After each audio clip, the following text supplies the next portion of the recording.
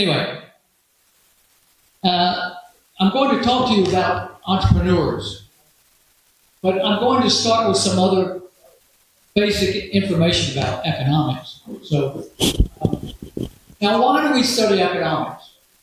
It's to explain reality, to explain the world that we live in.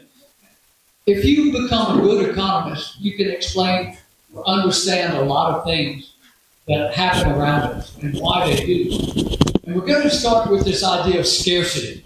Scarcity is the concept that divides people from a good economist or a bad economist, or perhaps a non-economist. We're going to look at economic processes and how the economy operates. But we're interested in markets not because of the material success of markets necessarily, but also because markets are a moral arrangement and that they deliver justice. I'm going to suggest to you that markets are the only indicator, or maybe the best indicator, of what justice is. Because people engage in market activities because they think they are just. They think they are fair. So when you go to the grocer to buy potatoes, that's justice. Because you give them what they want and you receive what you paid for. Now, economics is about humanity, about individuals, about human behavior, not about collective behavior. Now, social sciences are about society, about collectives, groups. These are artificial constructs. You know, society, what is society? Does society bleed? Does society breathe? No, humans bleed. Humans breathe. Humans act. Society doesn't act. Any activity of a society is an activity of the individual. Now, yesterday I was on TV, and one of the topics was, why is Africa poor? I mean, many African people, I was in Jinja, I walked around a great deal, and I saw a lot of poor people. Now, in Kampala, there are not so many poor people. Now, if you take Kampala and make it a country all alone, it's quite rich. You know, the per capita income is very high. But all of Uganda is relatively low per capita. Now, entrepreneurship is the way for Africa or Uganda, Sudan, South Sudan, to escape from poverty. You haven't done it yet. It's your generation that will decide whether you can or cannot escape poverty. So, I want to make Africa great again. I mean, you have all the possibilities. You have youth. You have beauty. You have raw materials. You have ambition. You came here because you are ambitious people. You want to know more about the rest of the world. You want to know how to fix things. Okay? Now, but we're not there yet. And I'm going to try to give you some ideas on how to get to a place where Africa is great again. Okay. Now, why are you poor, generally? Of course, the people I'm looking at here are not poor people. You have much above the average income, or you wouldn't be here. Now, it's a combined influence of cultural, which mean, in effect, personal attributes. So there's a certain element of your cultures that influence your decisions. Now, in the Scandinavian countries, there's something called Jenteloven, which is a sort of a cultural law. So anybody that gets ahead, you try to pull them down. Anybody that gets ahead, you try to pull them down. You don't let them get ahead. So there's an envy that's built into the culture that is angry that other people are successful and you're not. Of course, success in most cases, at least in the market without government interference, is based upon effort. We'll look around to the entrepreneurs. I walked up to the road yesterday. Lots of entrepreneurs. A lady doing hair, people selling fish from the lake, people selling all kinds of things. They're ambitious. Now, should we be trying to stop them from being successful? No, I don't think so. Now, so there's no lack of entrepreneurs. You can look around you. They're everywhere in Africa. But they're small, very often very small sort of operations. They're living almost from day to day. I mean, they need someone to buy from them every day so they can get more inputs, more fish or whatever it may be that they have to sell. Potatoes. So Africa, the people here are very entrepreneurial. But the problem is you don't accumulate enough capital to expand. So in other words, a lot of the entrepreneurs are living day to day. And if something happens to whatever they're trying to sell today, they won't have enough revenue to buy to sell tomorrow. There has to be a capital accumulation. Now, why do many African entrepreneurs not accumulate capital? Well, part of it is that people, it's just a cultural trait. It happens in Scandinavia, it happens in Latin America, it happens all over the world. That people are envious of success. Instead of applauding success, instead of being happy that someone is giving you what you want. By the way, I found some beer yesterday. It was something I wanted. I was very happy. And I was happy that I was giving the money to this lady because she was there. And she had cold beer, not just beer. We wanted cold. Okay. Now, something that even people in this group are guilty of. You don't have a watch. Or if you have a watch, you don't look at it. Punctuality is a matter of mutual respect. Mutual respect. I came a long way. If I had missed my plane because I wasn't paying attention to the time, I wouldn't be here. If I didn't pay attention to the time, I would have been sleeping now. I am on time because I respect you. I expect you to be on time because you respect me and the other people. Maybe we can't start because we're waiting for you. Why should we wait for you? You don't respect us if you're late. If you're not paying attention. Now, this is a problem in Africa, I think. It's a problem in Latin America. This idea of, well, I just pitch up when I feel it. No.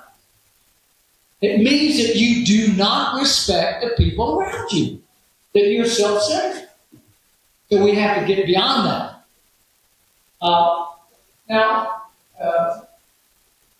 Okay. There's also a great dependency upon the government. Now, I walked around in Jijin, and the roads were terrible. Now, if I was a landowner, I would go out and fix the land in front of my house. Why? Because I want to be able to get in my driveway. Well, nobody does that. The roads are terrible. Why are they terrible? They're waiting for the government to do it. They're not taking initiative. You feel like, well, I'm an idiot if I do it because I'll wait for the government. Well, you're an idiot for waiting for the government. I was in, one of my friends had a lake house in Guatemala, and we were driving there, and it was impossible. The roads were terrible. And I said, this is the worst road I've ever seen. He said, yes, but the government has fixed it 5 times. In other words, the money was made available 5 times. Someone stole it. They didn't fix the road. This is why, again, agents of civil society or volunteer groups. I mean, again, I would say, I would go out and tell the neighbors, say, okay, on Sunday, let's all bring a shovel and let's try and fix our road. Because, our cars are being broken, our motorbikes are being broken, our children are falling down. You develop a sort of sense of mutual respect and mutual need, and you make that effort. You don't wait for the government, because the government is not coming. They're too busy with their own lives, finding a way to get more out of taxpayers. So you're unlikely to solve your own problem. Now, there also, I think, in a sense, you begin to feel like, well, I can't really influence my future because something's in the way. Now, most of the things that are in the way are your own inactivity, your own choices, because you can do more than you think. I mean, if you look at how these soldiers train, like the Navy SEALs in the U.S., these are special individuals that are put to an incredible physical trial to be able to achieve this sort of goal of being a Navy SEAL. But a lot of it's mental. In the end, you can do more than you think you can physically if you're pushed. Now, you've got to develop, or you've got to allow other people to develop that push, that drive, that need to succeed. So, you want to make Africa great again? It's up to you. It's your generation. If it's not, it's your fault. It's your choice. Because you, individually, you have the future of Africa in your hands. So, I wish you good luck. Now, somehow this is not showing, but the question came up yesterday about colonialism. Now, a lot of by the way, America used to be a colony. Right? Maybe it was a long time ago, but it was a colony. Do Americans say, oh, we're so poor because of colony? No. Korea and Taiwan were colonies of Japan recently. Korea was poorer than all of Africa. All African countries were richer than Korea was at the end of World War II. Where's Korea today? Korea has very high income. They're very successful. They're inventing, they're producing, they're selling. It was a colony. Colonization is the past. Most British Commonwealth countries. Certainly, Singapore was a colony. It became independent long after many African countries. Malaysia, Hong Kong. A lot of former colonies are very rich. So, to blame colonialization is nonsense. It's your choice. Colonization was the past, not the present, and it's not the future. Now, somehow, again, we need to lower this. Figure out, where's our, just drop this a bit. So You see the top line. Okay, there we go. Okay, now we get to economics. Now, I know all of you, there was a joke that the best way to stop conversation was to tell people you're an economist. Because they, oh, God, we're going to have to hear that. Well, anyway, why do we study economics? Well, one of the things that is lost on people. Now, even though every day your life is made better because of markets.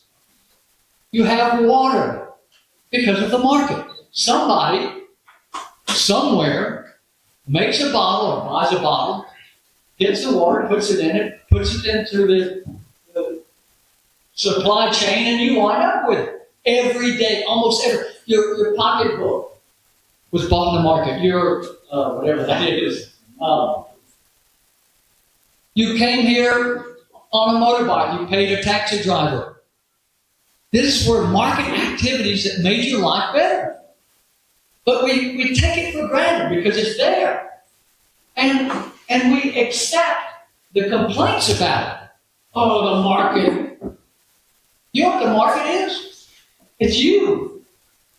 Markets are people trying to make themselves better off. Now, it could be a place, or wet markets or whatever that sell produce. But it doesn't have to be a place, it's in your mind. Markets are about human action. Humans interacting to make themselves better off. So I'm on the buy side, I want water because I'm thirsty. You're on the sell side, you want money because you want to make your children better educated, you're paying for their hospital bill, whatever. But we're both trying to make our lives better. And the only reason we will have a transaction is if we are in agreement on the price. Now, the funny thing about markets is I give up something I value less, and you give up something you value less in exchange for something that I value more and you value more. That's win-win. That's what the market does. The market is a win-win game. We're trying to make ourselves better off. And as long as it's voluntary, and most market transactions are voluntary, this is what happens. So, now, government, give me your money. You want to give me the government your money in tax? No. It's a win-lose. Now, some taxes, people are willing, like in the church, people will pay 10% of their income called tithing or whatever. People give willingly, and I think people would give willingly to government if government spent the money in a good way. Or they spent the money on things that you need. Now, of course, most people think the government should provide roads. I don't think so, but they've taken that on as a responsibility. Do they do a good job of that? I don't know where you live or where you've been, but maybe in some places they do. But in most places they don't. The governments provide good public education to children. Well, again, if you go to a good school in Kampala that has a long history and where it's prestigious to be a professor there or a student there, maybe. But for the rest,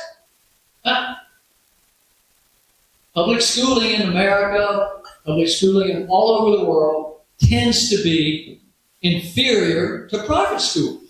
You give up more than you get back. Now, governments should provide security. Are people ever robbed in your neighborhood? You hear about people being, getting into fights. Life can be insecure in a lot of Africa because the government is too busy doing other things than making your life secure.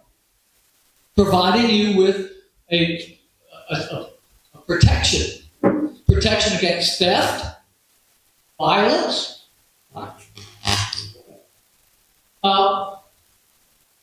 So we're interested in income per capita Going a little bit too fast. I'll give you mine. Okay. In economics, income per capita is income per person, right? So you take the population and divide that into the amount that is available. So how much is created by the country and how many people. Now, part of the thing, income per capita is not very accurate. What is the most valuable thing in your parents' life? You.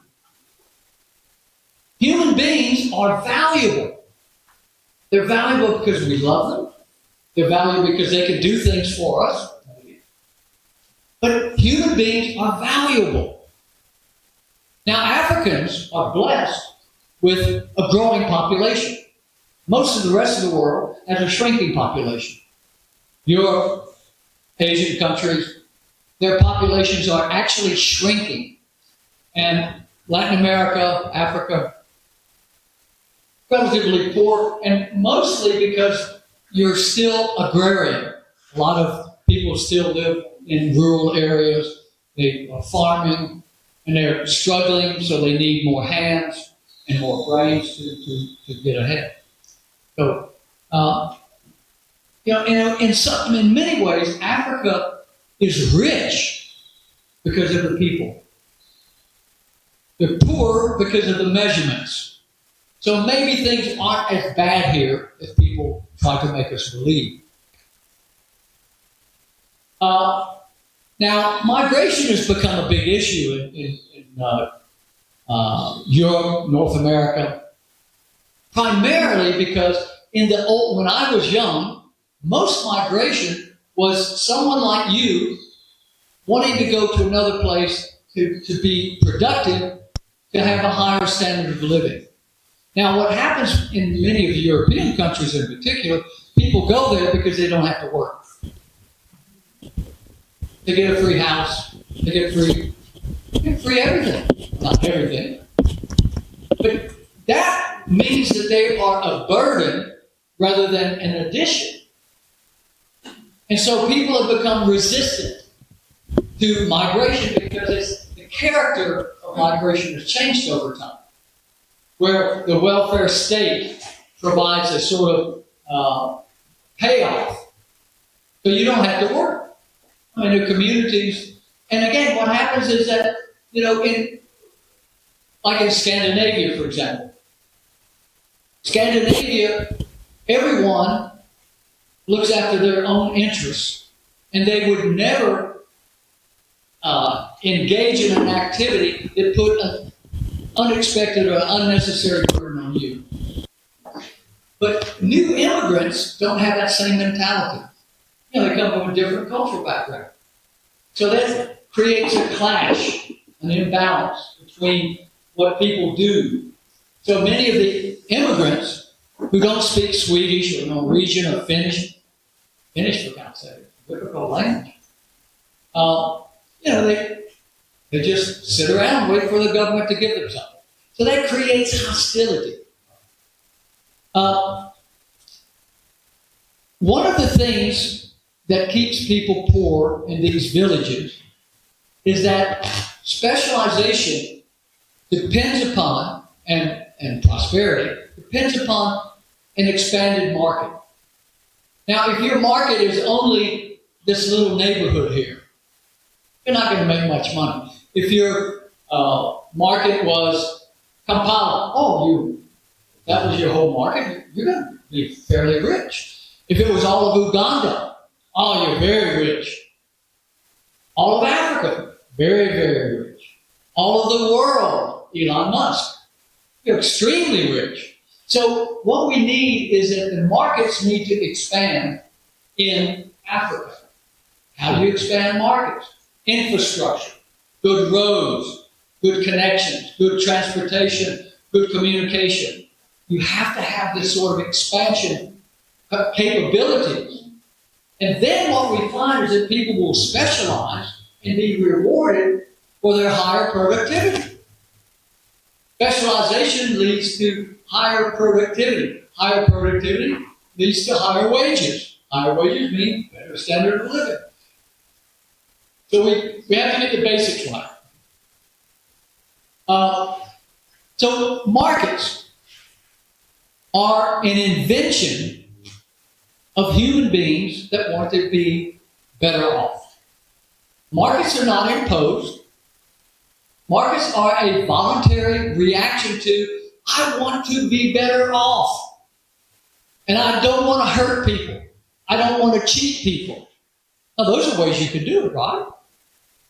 You could enslave people. You could steal from them. You could cheat them by lying. But in the market, none of that works. If I try to force you to buy something that you don't want, you're going to resist. Now, of course, if I have power of the state behind me, I have the government, the police, you may be forced to do it. But under voluntary terms, you won't do it. So, think of markets as a voluntary action of human beings wanting to be made better off in a peaceful, truthful, nonviolent way. And this is what the market is. Now, today when I go back for a beer, I trust that lady will not poison me. That if I ask her for cold beer, she'll give me cold beer. I trust her. Because if she was poisoning her customers, she'd have no customers. She wants my money. And so she's going to be sort of polite. She may not be. She probably knows I'm not from here. Maybe. But she still treats me with respect. She says, I don't know what this guy is doing, but he's got money and he wants a beer. So she trusts me and I trust her. This is what markets do. Markets create a sense of trust. So you go to the restaurant, you go to the supermarket, you go to MTN or telephone services because you trust that they will give you what they promise. Take the next one. One of the most important things about economics and markets is private property. Your private property is your pen. Not mine, it's hers. And if I have it, she doesn't have it. Now, private ownership gives her a sense of wanting to maintain it. She doesn't leave it in the sun where the plastic melts and doesn't work properly. She doesn't write on the brick so it doesn't work. Private ownership provides an incentive for people to be good at maintaining and conserving the value of what they own. Now that could be natural resources. You know, people talk about environmental pollution. A lot of environment. When I went to Eastern Europe in the 1970s and 1980s, and I went to China in the 1980s, where the government owned everything. There was no private property. It was the worst environmental pollution I've ever seen anywhere. Why? No private property. No incentive to maintain the quality. I mean, the rivers were the color of this, they were black. Nobody could live in these rivers. Now, as the former Soviet republics became more private-oriented, the environment's much better. Same in China. Now, one of the things is that poor people don't care about the environment. You'll eat the last animal, you'll chop down the last tree if you're hungry. But if you have resources, you're happy to leave them. And once you reach a certain level of income, you begin to value those resources. You value the quality of the environment. So all these things were happening in China and the former Soviet Union, where people, as their income rose. By the way, let me tell you one thing. Last night, a lot of you left water bottles around the campfire. Why? Oh, yeah, somebody else will pick it up. Why? Because you disrespect the other person? You think the other person's your slave, your servant? No. You are responsible for your actions. Don't leave your rubbish out for somebody else. I think these are sort of personal flaws that are culturally ingrained that we need to escape from if we want to escape from poverty. Because it's the lack of individual responsibility that makes you behave that way. Now, how powerful is Elon Musk? Do you all know who Elon Musk is? Elon Musk is an African, by the way. He's from South Africa. He went to Canada and then went to the U.S. He's the richest man in the world. Now, can he arrest me? No. Can he come to my house and demand that I pay him taxes? No. He doesn't have any power over me. His economic power is enormous. But his capability of making me do something is trivial. Now, can Donald Trump send the police after me? Yes. Governments have political power. That's what you should be afraid of. Economic power is transit. Has anyone ever heard of Nokia? Nokia was the most powerful economic power in the telephone industry until it wasn't. Nobody who has a Nokia. Maybe you have an old one at home. I bought a Nokia all the time. I loved it. But what happened? Technology. Chinese. Many things happened. Smartphones.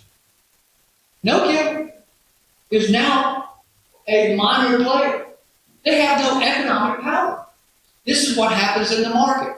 Markets displace. Why? Your taste and preferences change. New generation comes. Like when I grew up, the Rolling Stones was the most famous band in the world. Now you probably don't listen to their music. You're listening to local music or rap music or garage music. Tastes change over time. So dominant people in the market become maybe unimportant.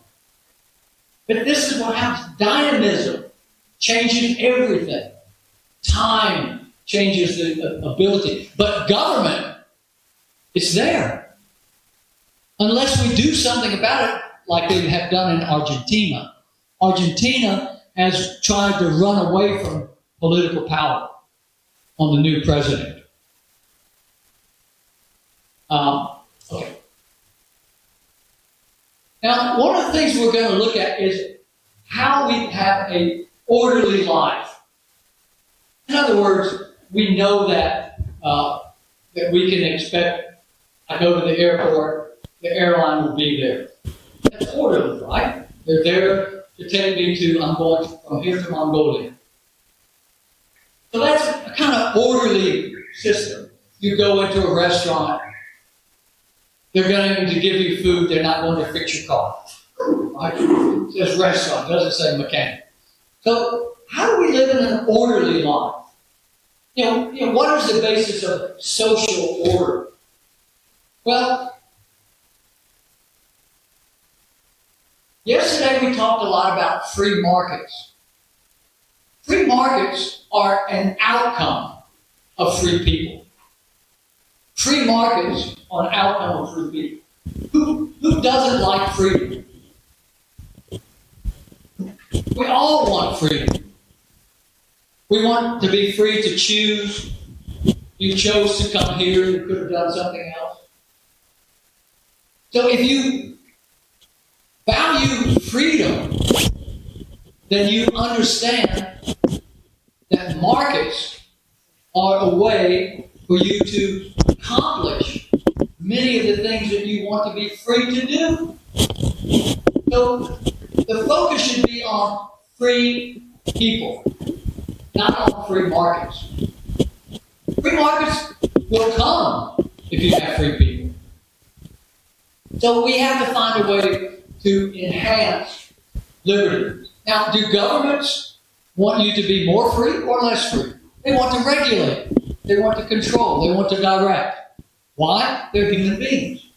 And that direction, that control, makes them more powerful, makes them more rich, makes them more comfortable.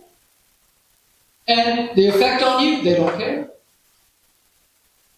Because they've got a pension, they've got a nice office, they've got a nice car, maybe driver, depending on the level of government. They may have a nice bungalow, depending on the level.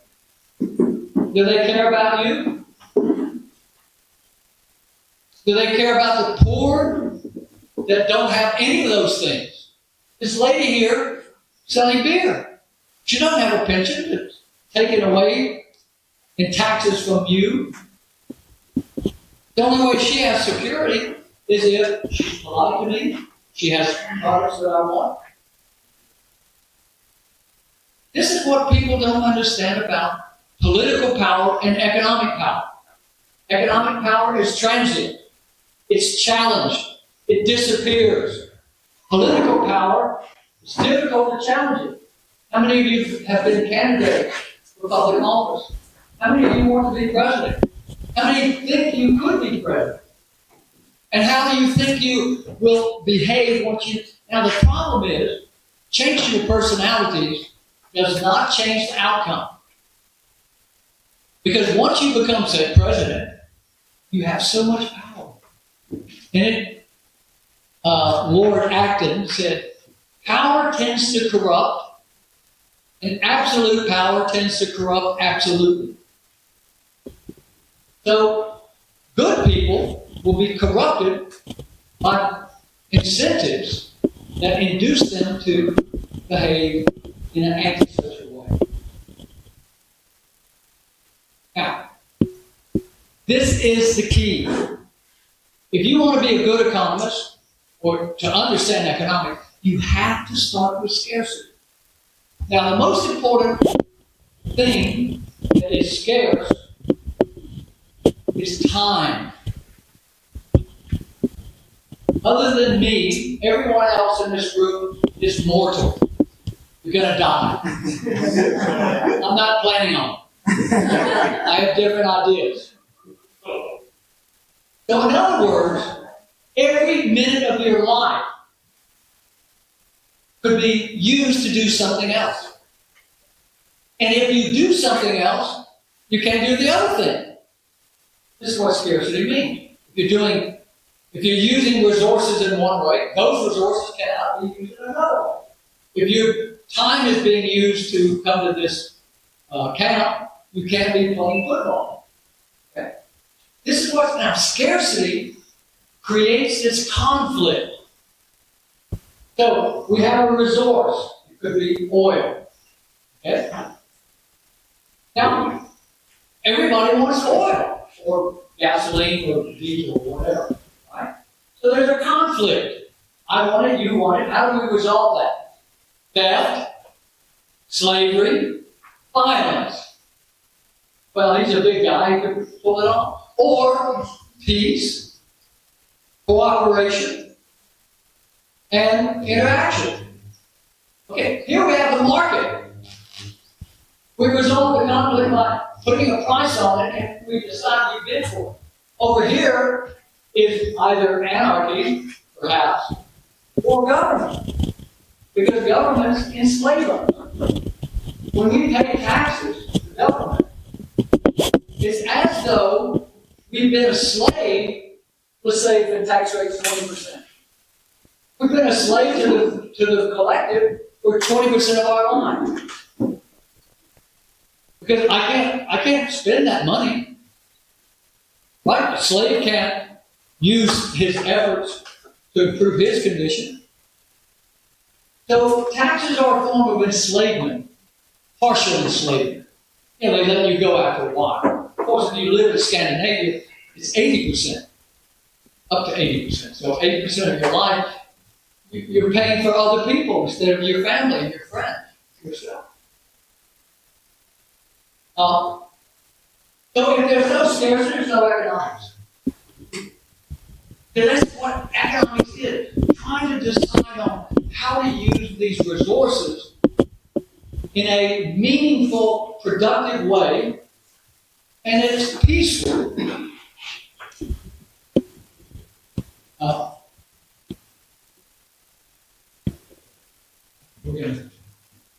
So, if we understand scarcity, we understand one other thing. There are no correct solutions to the conflicts over resource use. There's only trade-offs. Those trade-offs are based upon our abilities to generate enough income or revenue in order to be the person that has those resources. Now, why do we want, Elon Musk can buy anything and maybe everything in the world. He has so much money.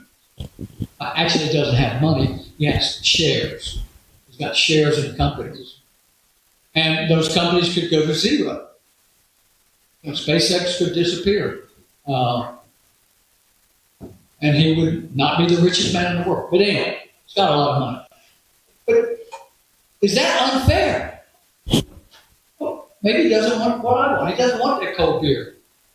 One of the few Americans I'm beginning to like, because most of them, I don't like them. You talked about why Africans are poor, but of course I didn't like when you said Africa is poor.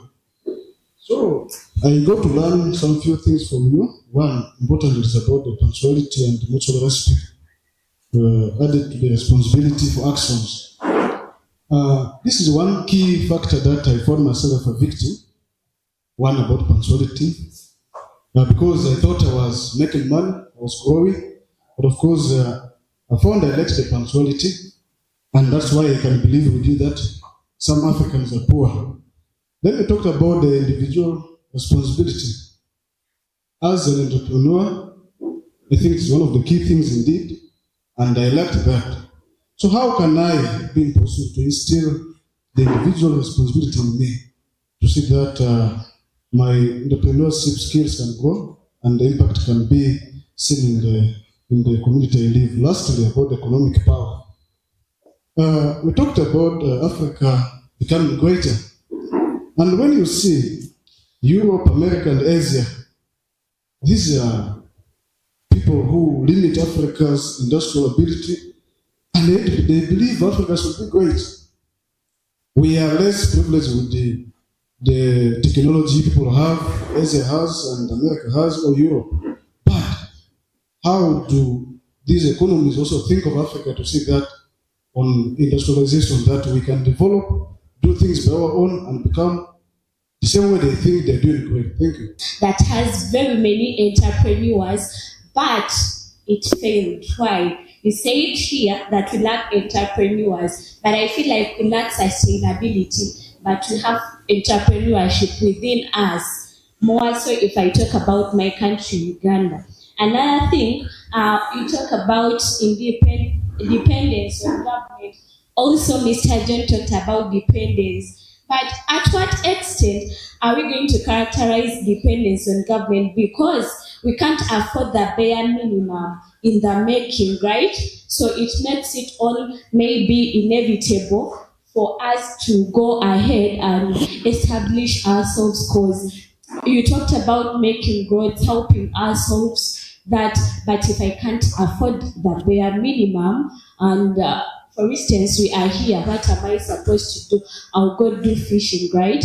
That is what I can afford. That means the whole of the society is going to specialize on fishing, right? Something of that kind. So if I'm specializing on fishing, I can't afford the bare minimum of maybe fixing roads. But what we do in villages, we have what we call, I'll say this in Uganda, Muno Mukari. It means we stand as societies and we try to make a difference. But this difference can't aim higher due to the inevitable things we have. To lean on the government, like the government is doing more harm than good, right? But I feel like the government must put measures for we as the society, the people, because with the government, it must put measures for us to maybe go a bit higher, I think. It may be that a certain country has a comparative advantage, agriculture, because of the climate. So you don't grow oranges in northern Canada. But the same thing is true for industrialization. First of all, industrialization requires capital accumulation and an access to a larger market. Now, one of the reasons I think that African countries have not industrialized is that the markets are too small. The markets tend to be either national, and again, we're talking about, I think, eggs to shipping eggs from Uganda to where? Yeah. So again, you have so many cross-border restrictions here. Now, one of the things that you have at the borders is if you're transporting goods, the truck driver is probably going to spend maybe 6 to 8 hours, maybe overnight, waiting for some customs official to look at their list.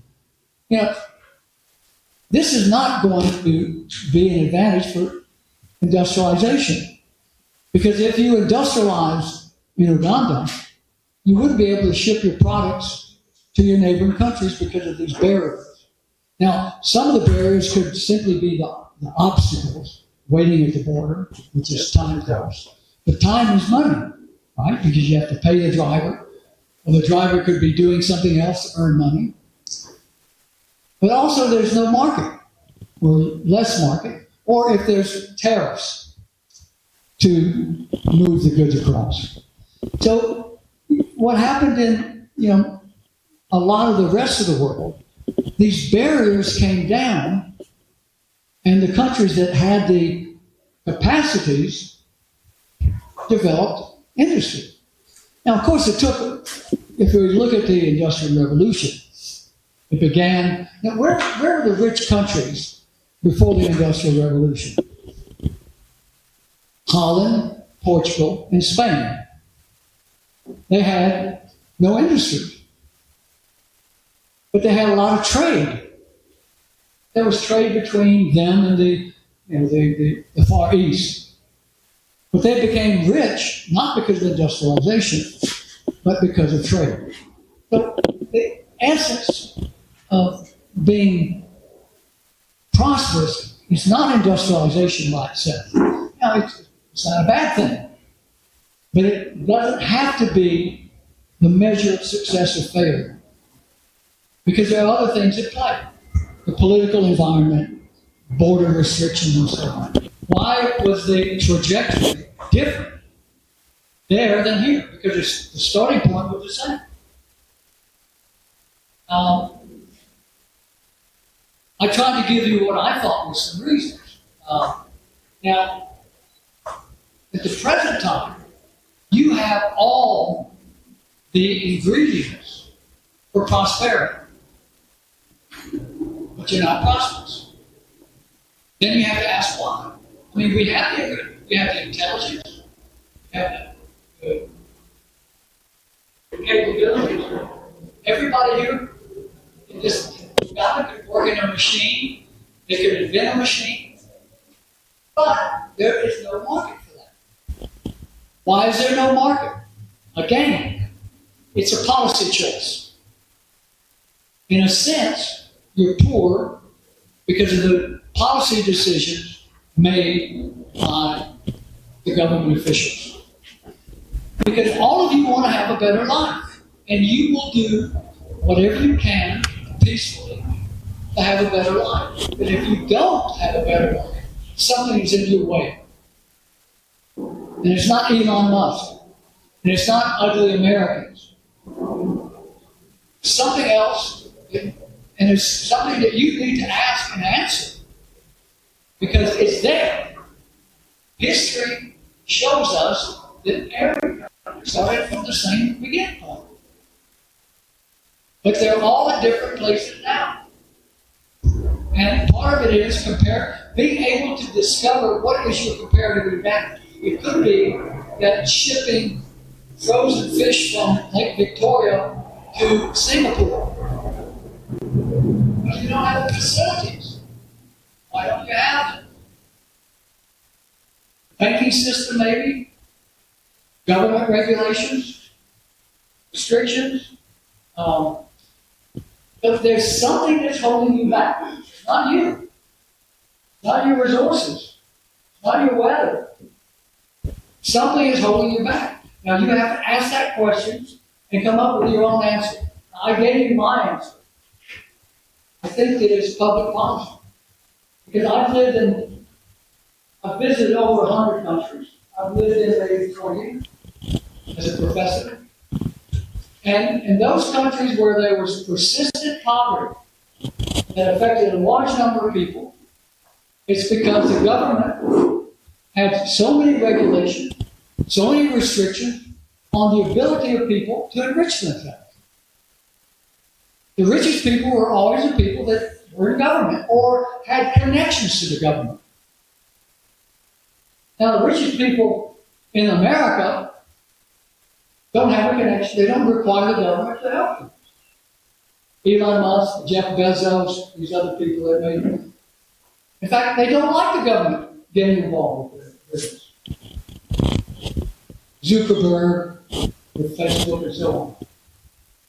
Again, you must ask the question of yourself and answer it for yourself to be able to escape from this cycle of poverty that many African countries are trapped in. And again, I suggest to you one important thing: human liberty. And your governments are not providing that.